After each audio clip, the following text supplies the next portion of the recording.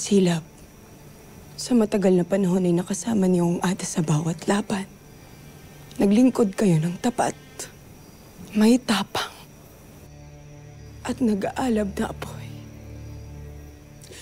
Ngunit ngayon ay binabalik ko na kayo rito sa Hatoria upang maging bahagi ng lupain namin at maging ang walang hanggang alaala ng harang Pirena.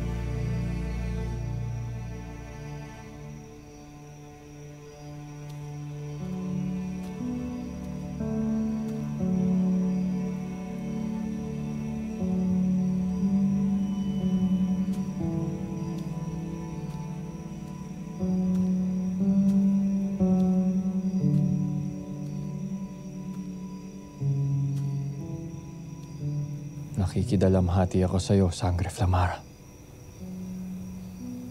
Tunay na walang makakatapat sa katapangan ng iyong Ada. Ngunit ikaw ay huwag na labis na mapanglang.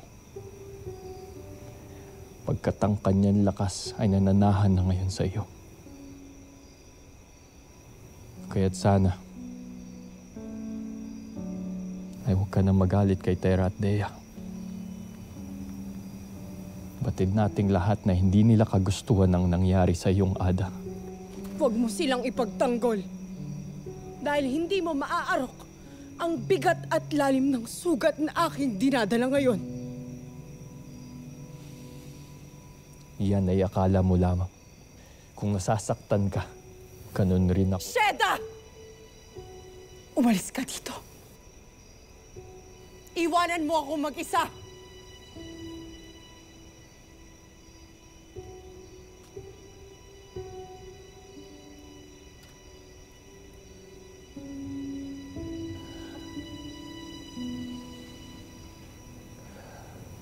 Nakahanda na ang libing ng iyong Ada. Ikaw na lamang ang hinihintay.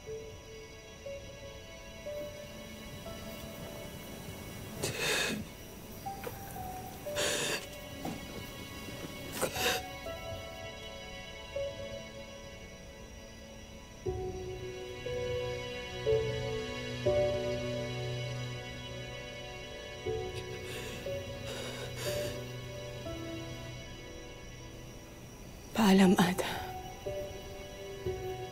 Magpahinga ka na.